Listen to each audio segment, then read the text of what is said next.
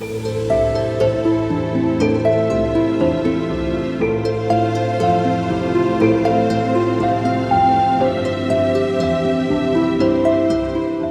there. I'm Danielle Clayton, the board chair of We Need Diverse Books and an author of middle grade and YA fiction, including The Marvelers.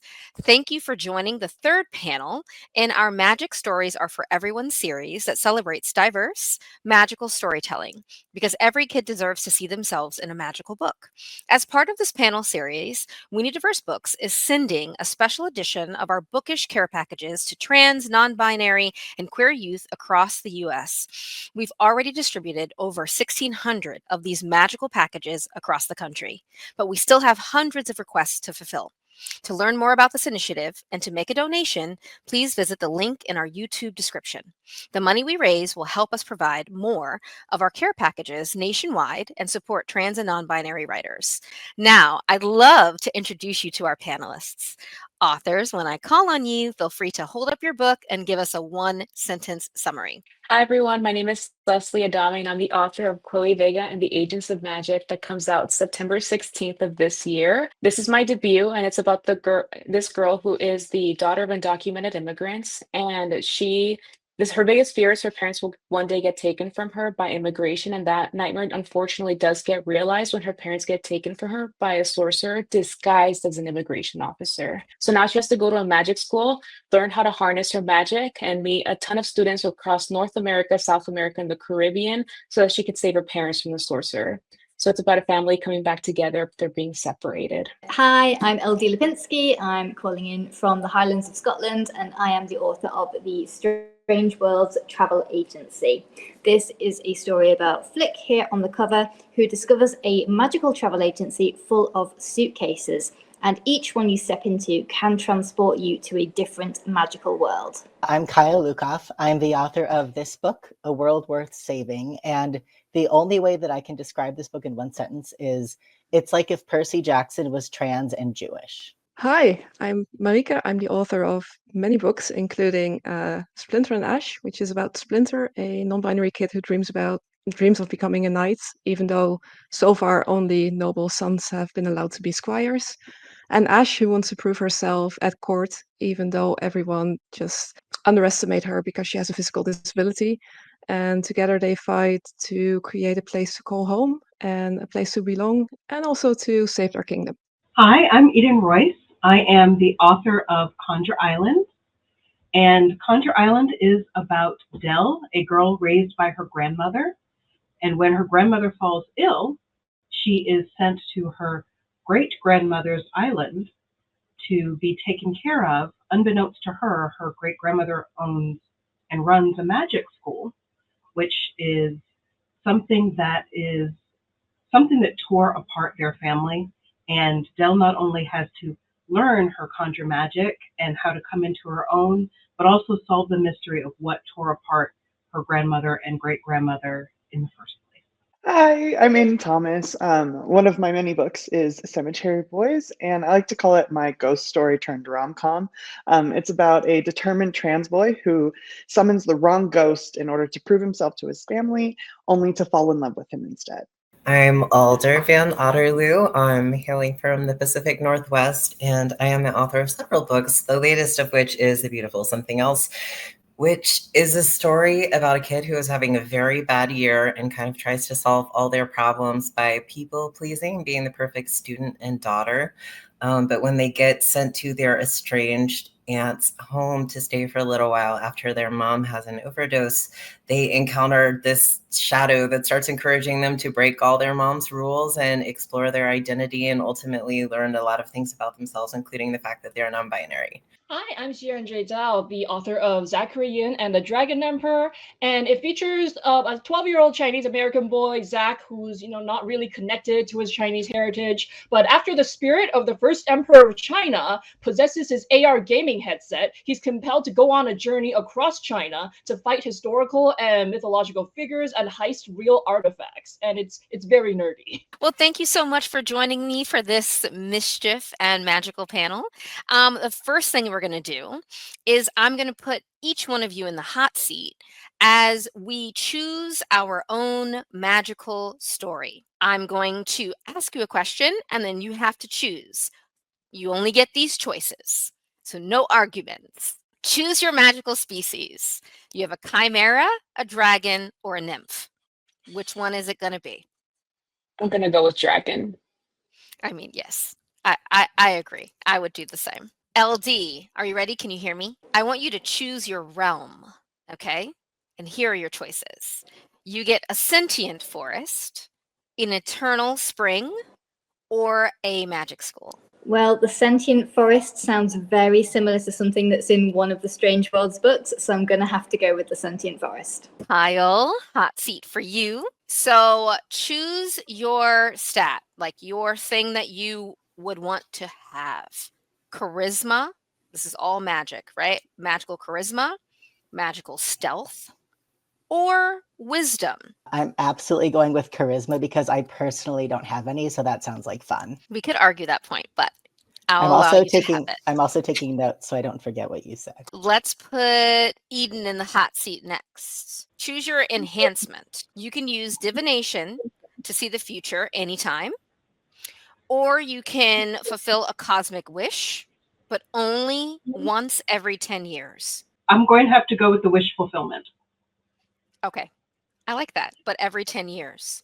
So once every 10 years, you can have You have a to make wish. it count. Yeah, I like that.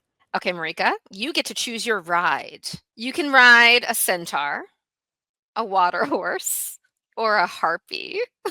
I live like 3 hours drive away from the actual kelpies, like the famous water horse kelpies. They are shapeshifters. They are not water horses in terms of hippopotamuses. They are creatures who want to lure you to a watery death. And obviously, how do you lure a man to a watery death? Apparently, you transform into a horse. I mean, who amongst us has not tried that one? I'll say, despite living in a country that is mostly below sea level, I'm not a very good swimmer. So I'm not sure if that's a good option. I might just have to go for centaur then. Okay, that's fine. At least you can have a chat, you know? Yeah, So- exactly. All right, Aiden, your turn. Choose your sidekick, a talking dragon or a celestial spirit only you can see and hear. I'm with Leslie. I'm all about the dragons. Like, I feel like the dragon, we've never left the era of the dragon, but I feel like we're Yeah. fully in. Yeah. I'm Yeah. still here always. Alder, are you ready? Choose your villain, a Ooh. powerful trickster god or a Uh-huh. corrupt evil scientist. Oh. Mhm. I have to say I'm always a sucker for a trickster god, so let's go trickster. Even though that evil scientist could make us some potions and things, but I think the Mhm. trickster god, we could get the trickster god to do the same. So, Sharon, are you ready? You are going to choose your side quest. So, here are your options. You can defend your town from a bandit attack or explore the labyrinthine library of the gods protected by ancient magic. I think I gotta defend my town from the bandits. Wait, was there a Yes. third option? No, just those two, because they're quite Okay. intense. Yeah, I'm sorry. I'm not into the whole like labyrinth thing. I don't want to get lost in there. Okay, I've seen Avatar. You know that one episode? You don't want to get lost in there. Okay, so now that we've warmed up in our magic, now I'm going to ask you some questions. Some are a little more serious, some are fun, but all of them are good. Why is it important for all kids to find themselves in a magical story? I think it's important for like all kids to be able to see themselves in a magical story just for like any other reason. It's like we deserve to have that sort of fun and to envision what a magical world would look like that reflected us, that had us in it. And like, you know, how would like queer people or people from different ethnic backgrounds, how would magic respond to them and what would their individual magic look like? That's always what I'm so interested in. I love cultural fantasies so much that I think that that's a really important part of it. And that's like why I wrote the Sunbearer Trials, kind of like how Kyle brought up Percy Jackson. I wanted Mexican trans Percy Jackson. I just see so many kids out there just picking up books now that has characters that look like them, and I just see their faces light up. And I think that just to me is so magical because I didn't have that growing up. I would have loved to read like a book, like all of your books basically when I was growing up. So like I just think it's so empowering for them because when they see themselves represented, it makes them think that, you know, I could tackle these obstacles too. And it just as they get older, they just become more powerful and they just take on the world and they're more fearless. So I just think it's magical. Listen, okay, when I was like 12 years old, I was a mess. I was a hot mess. And so I had like recently come over from China, and then I was over here in Canada. And I think like that was the first time I like experienced racism, because like before then I was just in the motherland. So I was like, okay, whatever, everyone looks like me. But then after I got here, I like felt this profound sense of just like otherness. And I think that if I were able to see myself in more media in the West, then I would not be such a hot mess when I was growing up. So I basically wrote this book for my 12-year-old self. I am really glad that the youth these days, they get to have so much more representation. And I'm glad to be like a little part of that. I mean, obviously, I agree with everything that everyone else said. And also, when I was writing this book about like magical creatures and supernatural evil and also the very real world, I had to think a lot about, number one, how fantasy and magic and mythology has always been a way that human beings have tried to make meaning of like the forces in the world that we don't understand. And then I also had to figure out like, why is it a story about trans people and also demons and also like magical protection and also ghosts? Like, how are all these things connected? Because it can't just be because that doesn't feel like a satisfying book to me. And I don't want to tell you how, because that would take a long time. And also you should just read the book. But once I figured out how all of these both real world and mythological ideas were connected, I came away from that with a much deeper understanding of myself as like a trans person, as a Jew, as someone who like, wants to make the world a better place. I think that can only, deepen our collective understanding of the world and our place in it. What magical stories inspired you as a kid? What kinds of things were you reading that sort of sparked that magic in your imagination? Well, I had a really interesting, deeply sheltered upbringing in a cult. So like my access to the library was kind of like severely limited. Something that I did like to do is like sneak off in the library and go to the mythological section and find like books on like, and these were like the badly produced, super cheap, fuzzy photoed, like cryptid sighting books. And like local folklore, like if there was like a book that had like Mothman in it, or like, I don't know, the West Virginia Flatwoods Monster, like these kind of like little local weirdo books, like I would go and find that section and just completely pour over them. Like, what if the Loch Ness Monster was real? What if there were dinosaurs still in really deep lakes somewhere? Giving myself like a little window, especially into creatures that felt as other as I was, or as different as I was, because, autistic queer kid in like the Bible Belt, raised in extreme conservatism, like something about being a monster really spoke to me. So I just couldn't get enough of them. Well, I grew up in a very storytelling-based culture and family. So a lot of my earliest magic stories were from people in my family and family friends. And this sort of everyday magical discussion, people who were root workers and hoodoo practitioners telling stories of potion making and the problems that their clients had and how they addressed them. And I was just this little pitcher with big ears listening to all of these things and absorbing them. And wrapped up with that was a lot of the folklore of my people, Gullah Geechee people. And growing up, I was a little isolated when I went to school, because nobody in my school was actually from the island or from the culture. And they thought that a lot of the things that I believed in and practices were weird and strange. So being able to delve into the folklore and the myth and the mystery of your own people is something that's so grounding and makes you feel like, yes, this is important and important for me to write about, but also important for other kids to know that they're not alone and that they have their own magic and myth and mythology within their own background. I always really liked the magical story where you had characters who were a bit disparaging about the fact that they were in a magical story at all. And Jonathan in the Strange Worlds Travel Agency is very much like that. He would much rather be drinking tea and reading his Terry Pratchett novels than getting involved in running the travel agency and managing 712 different magical worlds. It's just like it's too much effort. He has things to do. And I remember finding in secondhand shop, and it's always in a secondhand shop, isn't it? This really battered and bruised copy of a book called A Dragon Called Aunt Blanche. And in this book, a princess was left as a sacrifice to a dragon so the kingdom could live in peace. And the dragon that arrived was called Aunt Blanche. And she was incredibly well-to-do. She was very British. She was having absolutely nothing to do with this sacrifice whatsoever. And she took the princess away and started giving her an education and trained her to be basically university level educated in this dragon's cave. Very apologetic about the fact that she was unfortunately going to have to marry a prince because those were the rules.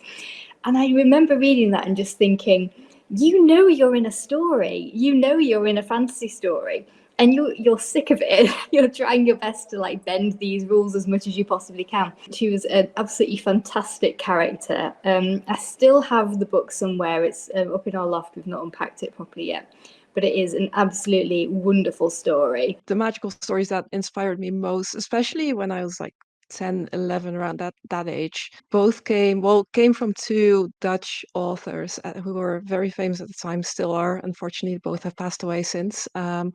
One is Tonke Dracht, who wrote a book called The Letter for the King, which has been translated into English by Laura Watkinson. It's about a young boy who dreams of becoming a knight and goes on adventures and obviously makes incredible friends along the way. And it's also very much a book, or a duology actually, about the cost of going to war, about what we sacrifice to build our homes, and maybe how far we go in pursuing that. So it's a book, it's a series of books that very much stuck with me. It was my first like real foray into fantasy. It was the book that made me want to become a writer. But it's also a book that's very pacifist in a way that I'm only now starting to realize while I'm writing Splinter and Ash how much it influenced me and how much it influenced my view on war and politics of war. And then the other side of that is there was another writer, Thea Beckman, whose books mostly unfortunately haven't been translated into English, who wrote feminist utopia YA Avant la Lettre, which was amazing, very much focused on climate politics and things like that, but also wrote medieval historical YA and occasionally books that sort of blur the line between the medieval and between fantasy. I think the combination of those books and the combination of how those books talked about war, about society, about friendship, very much influenced not just who I've become as a writer, but also why I ended up majoring in medieval history in college, and why I focus specifically on how we tell stories as a way of giving meaning to ourselves and our communities and our tiny little patch of the world. It's been really fun going back occasionally and reading those books and thinking, hey, these few books that I read when I was 10, 11 have basically set me on the path for the rest of my life. What would your favorite subject at magic school be? And then also, what extracurricular would you sign up for? For me, it's going to be potions, even though I failed chemistry, got an F. I worked hard, but I can't follow instructions. I have ADHD and no one diagnosed me until I got a lot older, and I cannot follow instructions. I was blowing up things in the lab and making a mess. So my teacher gave me a very bad grade. It's what I deserved. But I would want to reclaim that and do magical potions. My extracurricular would be I want to work with all the magical creatures, even though I'm slightly terrified, but I want to go into dealing with the weirdo birds, and I want to talk to the dragons, and I want, to deal with all kinds of magical creatures. So just to like, hopefully there'll be one that's like Mudang, like one of those pygmy hippos. Like we need a magical pygmy hippo because that is all the sunshine in my life is her. My answer basically stemmed from my previous answer. My favorite subject would be history of magic. I guess it will be most closely resembled to a newspaper club or something along those lines. But what I really want to do is just be a fairy tale collector. It would be so fun, and I would love to hear people talk about which stories are meaningful to them and why, and how those stories grew. And yeah, that was basically me at college. So I want to do a lot more of that. I'm a plant gay, so I think herbology would be like my situation at school. I think that's what makes sense for me and my energy and what I bring to the table. In terms of like extracurriculars, I was a jock in high school, so I think I would want to be on some kind of like some sort of recreational team, though I have maybe like some sort of water magic game because I also love the water. Some sort Okay. of magical swimming, perhaps. That would Dealing be with awesome. mermaids, perhaps. Yeah. Yes. I think I would choose flying just because I live in LA and traffic here is terrible. So I would want to fly over traffic and avoid it. So I would choose flying of any sort. And then for my extracurricular activity, I was one of those nerds in high school. So I think I would want to be like a magical link crew leader where like I help new students transition into the magic school, especially students who like didn't have a magical background. Like I can help them like get acquainted with the magic school and like just be like a mentor for them. So huge nerd here. I think that I would probably get really into some form of necromancy, which I feel is not completely unrelated to the history of magic. Like, you know, we learn from our mistakes, but like so many people's voices don't make it into like official history books. So I think that necromancy or like speaking to the dead would be like a really fascinating way to like get into what we lost. And as far as extracurricular activities, I would find like the shady seedy kids and go in some alley or basement and we would practice like all the stuff we're not supposed to practice outside of class and just mess around with it and see what we can do unsupervised and probably lose a finger in the process but have a really great time. So yeah, that would be me in magic school. I was going to dovetail off of necromancy because I really want to take a class on magical ethics. Like Okay. how does magic interact with ethics? What is ethical to do with your magic? Is it ethical to solve problems with magic? Why or why not? Like, it reminds me of this long Tumblr post that I saw about like, what if you could get a dragon to light your Shabbos candles? Like, well, you'd have to ask it, and like if it couldn't communicate, you'd have to make all these things. That sounds super nerdy and fun to me. And then in terms of an extracurricular, I'm super basic. Like, I would either just be in a book club or I would want to volunteer in the library. You're a librarian, so it's in your spirit to do that. I think I would also be super into magic history, especially how magical people who are like, you know, people who are able to wield magic interact with people who don't, and then the dynamics that would create. Because, well, I think like always that always goes to like a very dark, weird place. So, but like I would be interested in the history of that, if you know what I mean. For extracurricular, you know, I'm really interested in some sort of like a baking or like making music. For me, I'm a stress baker, I'm a stress cooker, so I probably do a lot of that, and it'll be just interesting to see like what you could do with by just like adding, I don't know, pinches of things into like banana bread or something, and then like what could you do with that? I think I'll be part of like the baking club, which I think since like it takes time for things to bake, I feel like it would just be like us making the stuff and then like sitting around for hours just like gossiping. I think I'd go for magical business studies. And I want to know, like, you know, if you're stocking a magical apothecary, where are you getting like your stock? If you're running a magical travel agency, where, you know, how do you go around keeping records of all these things? If you're in wand manufacturing, you know, you're making sure that you're sourcing them ethically. Are you paying your taxes as you should do? I want to know what the magical business side of things, how that works. And for extracurricular, I would have to be part of a magical map making club or like a cartography society. Like, I want to know where the borders of our world and their world are. I want to know if it's possible to get from one to another, how that's going to be represented on a map. Yeah, I want to know the map secrets. This was such a hard question for me because I want to take all of the classes. I would be like a perpetual magic student, but I think I would love to have my favorite course be magical regalia, what we wear and how we adorn ourselves when we want to practice magic, what makes us feel powerful.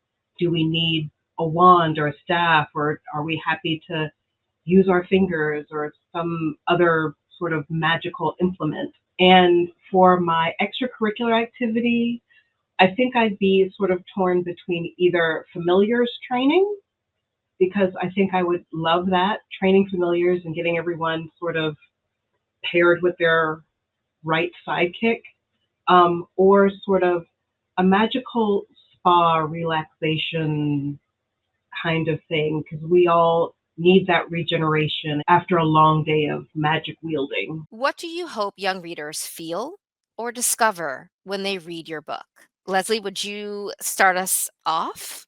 So, what do you hope young readers feel or discover when they read your book? Because your book is coming out very soon. Yeah, and my book is also very timely, which I had not intended. This was written back in 2018, and then now with all the craziness that's happening with immigration and all of that, like it's not something that I expected, but like it's sad. So like I do feel like I do have a huge sense of responsibility with my book coming out this year because it's about immigration and all of that stuff. I feel like kids who are reading this are probably feeling really scared right now, especially if they're going through what Chloe's going through in the book, wondering like, is my parent next? Like, are my parents still going to be here, and are they going to get taken from me?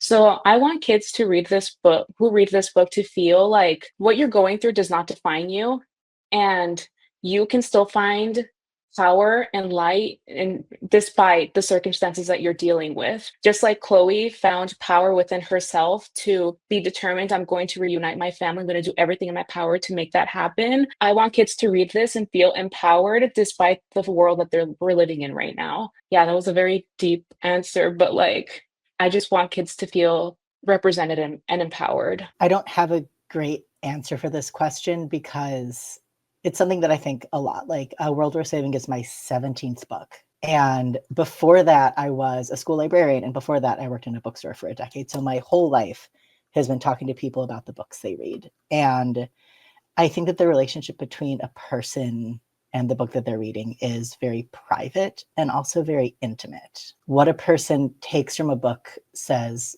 as much about what they bring to it as what I put into it. And on some level, I feel like I've released myself from the burden of expectation or even hope, like hoping that someone will take a specific thing from my book. All I want is for someone to read my book and come away with thoughts, ideas, opinions, questions, all of the above. But it's yeah. a beautiful answer, though, thinking about allowing someone to find their relationship to your work.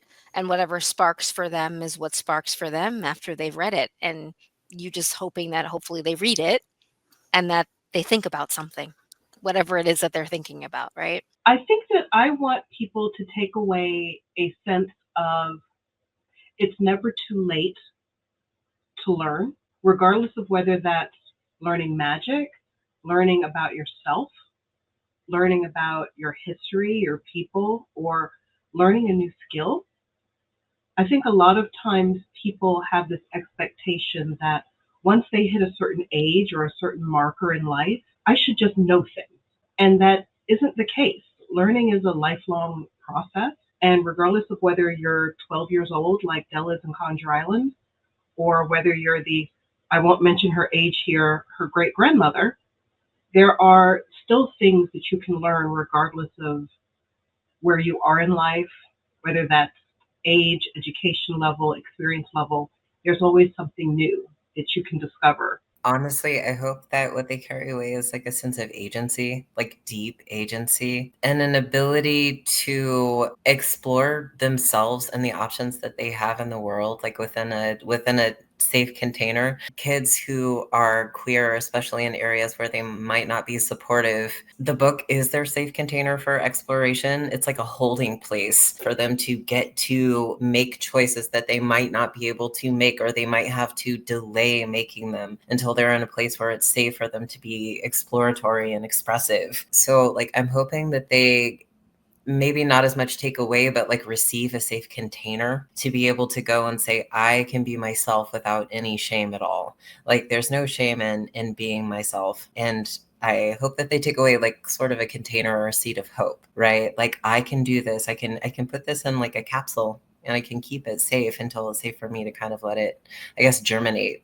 I think to some degree, at least when it comes to the middle grade, I write all the books I write with the idea that I want a reader to be able to pick them up and feel like they can be a hero. And being a hero can and does look differently for everyone. And I think in Splinter and Ash live in a war-torn kingdom. They live in a place where there's been a war that's been going on for quite some time, and it influences everything they do. It influences the palace they live in, the city they live in, the people they surround themselves with. Those challenges can feel gigantic and insurmountable and not something that kids can fix. But what they do from the start of the first book onward is make space for themselves, make a space where the two of them can be themselves. That making a space for each other is so essential. And I think that that's something that I want readers to take away, that even though the world may feel hard and impossible to fix, and maybe some of the challenges are too big, there's still so much you can do by changing what your community looks like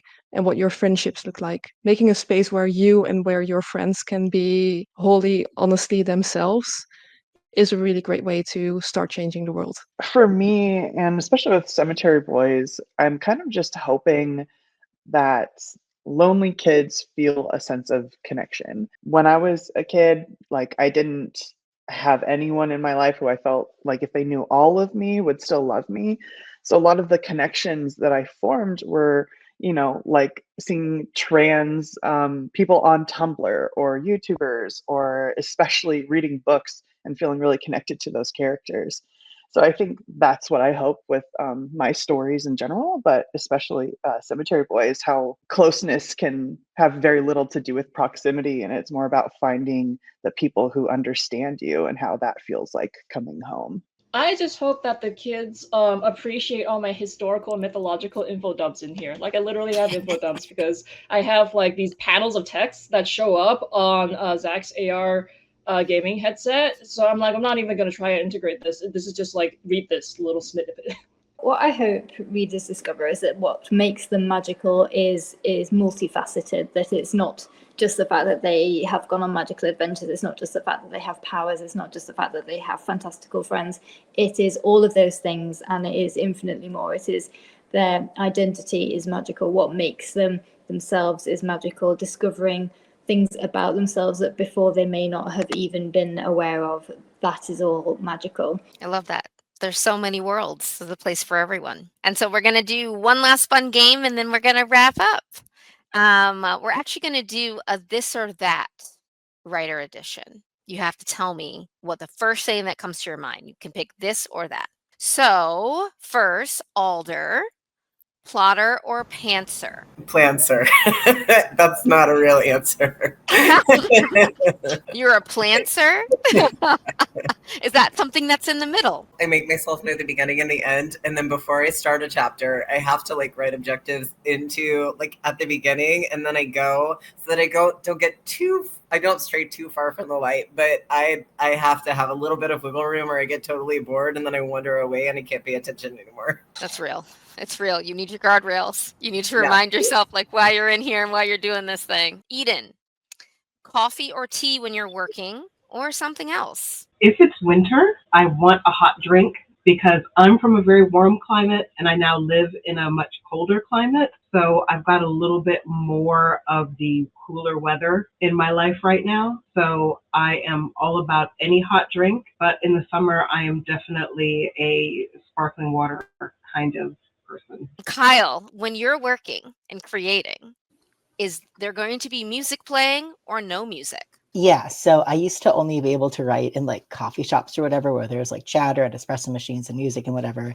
And then when COVID happened, I wrote a whole book sitting at the foot of my bed all by myself. And now I can kind of do whatever, but if I'm at home, then I need it to be silent. Aiden, I'm going to bother you.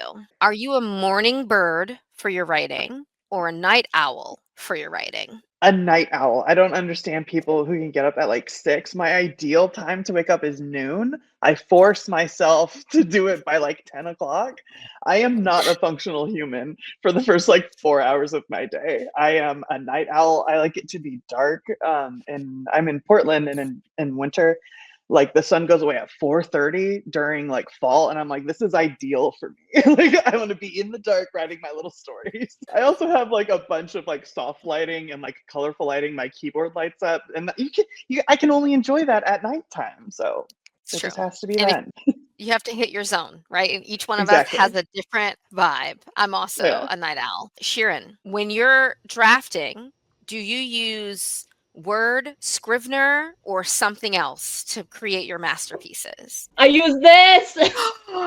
Oh, Yeah, like an it's Alpha AlphaSmart Neo too. So like, it's just a word processor. So you can't do anything on this except write. So because my ADHD is so severe that I cannot draft on a computer, because I just like go just start doing all sorts of other stuff. And this one, it only shows you 4 lines, so you are forced to write, and then it's really hard to edit. So it forces you to just like put down whatever. So this, I recommend this for everyone who like struggles with focusing on just like drafting. Best thing ever. I wrote Zachary in 2 months on this thing. LD. Do you prefer drafting that first draft or editing that first draft? It's got to be first draft. I mean, I cut my teeth as a fan fiction author where I would literally just like bang out 2,000 words and immediately put it on AO3, wait for the little kudos emails to come in and sit feeling really smug about it. I've never really been good at taking criticism, even when my editor's very, very, very good at delivering it super gently, wrapped in bubble wrap and